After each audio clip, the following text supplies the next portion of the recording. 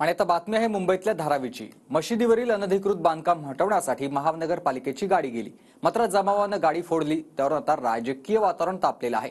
पाहूयात धारावीत नेमकं काय घडलंय ते। हम लोग कोशिश करें मगर कोशिश को कामयाब करने वाला अल्लाह है। मुंबई में, महाराष्ट्र में ये टूटेगा नहीं, यहाँ पे बुलडोजर राज नहीं चलेगा।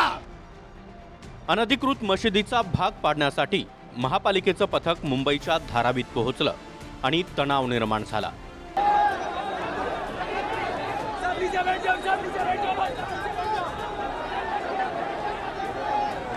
जमावानं महापालिकेची गाडीही फोडली आणि पाहता पाहता मुस्लिम समाजाचा मोठा जमाव सुभानी मशीद परिसरात जमला।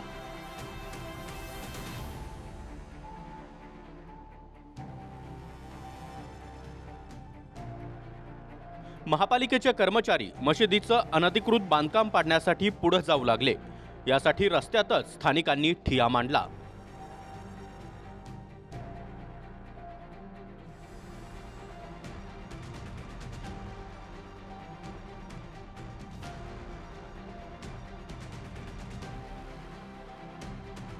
ट्रैफिक पर फंसा हुआ है, उसको निकलने दो, ट्रैफिक बस को निकलने दो। बस ये अपने लिए रहती है, उसको आप बिल्कुल ये मत करो।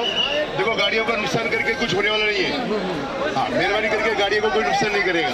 जो बस डाइवर्ट हो रही है उसको डाइवर्ट होने दो। आप लोग थोड़ा साइड में बैठो। अखेर सुभानी मशिदीच्या ट्रस्टींनी 4 ते 5 दिवसात आम्हीच अनधिकृत बांधकाम तोडण्याचं लेखी आश्वासन दिलं आणि महापालिका प्रशासनानं विनंती मान्य केली। त्यानंतर महापालिकेच्या गाड्या आणि कर्मचारी माघारी परतले।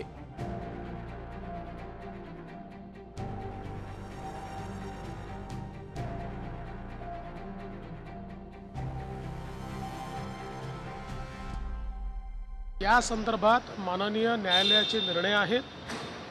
अनधिकृत बांधकाम काढून टाकण्याच्या संदर्भात मागच्याही काळामध्ये सांगण्यात आलं होतं। त्याची कारवाई देखील बीएमसीने मागच्या काळामध्ये सुरू केली होती।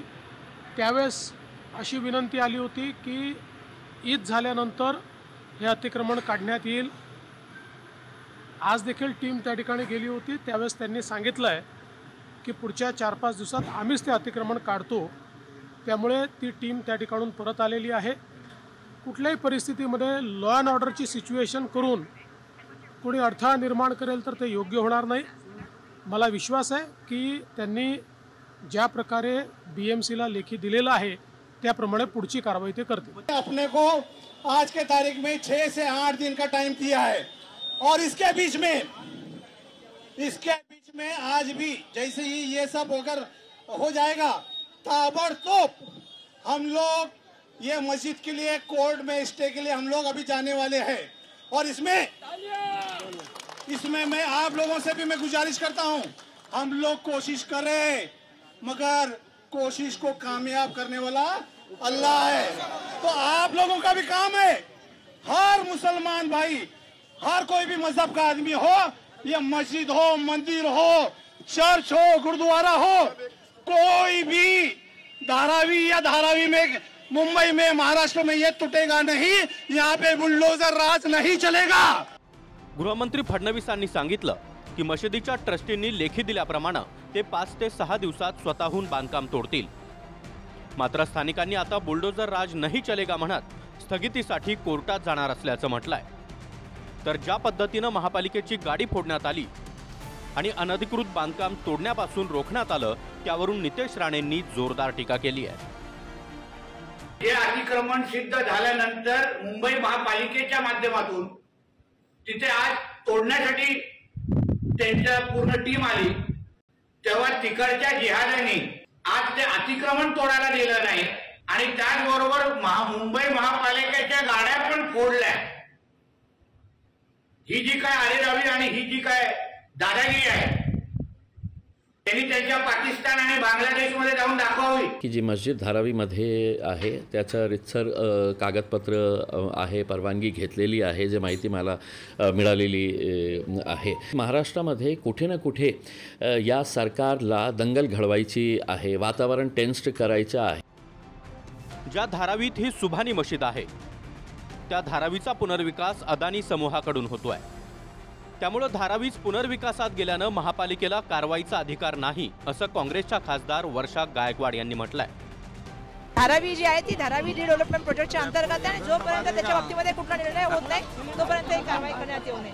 आणि मला या ठिकाणी सांगायचं की कारवाई आता स्थगित झालेली आहे, सगळे शांततेने गेलेले आहेत. तर महापालिका कारवाईसाठी येणार असल्यानं 1 दिवसाआधी जमाव गोळा करण्यासाठी एक पत्र व्हायरल करण्यात आलं, असा आरोप किरीट सोमय्या यांनी केला. या पत्राची वास्तविकता काय आहे, कोणीही व्हायरल केलं, कोणी समाजाला भडकवण्याचा प्रयत्न केला, याची चौकशी मुंबई पोलीस आयुक्तांनी करावी अशी मी त्यांना विनंती केली आहे. स्वतःहून अनधिकृत बांधकाम हटवण्याचं लिखित दिल्यानं महापालिकेनं कारवाई मागे घेतली आहे.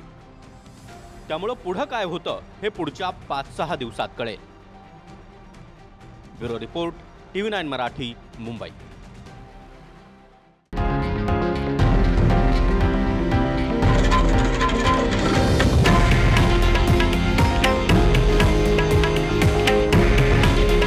हे आहे देशातील नंबर 1 न्यूज नेटवर्क आणि आपण पाहत आहात TV9 मराठी. काळजी तुमची, हित महाराष्ट्राचं.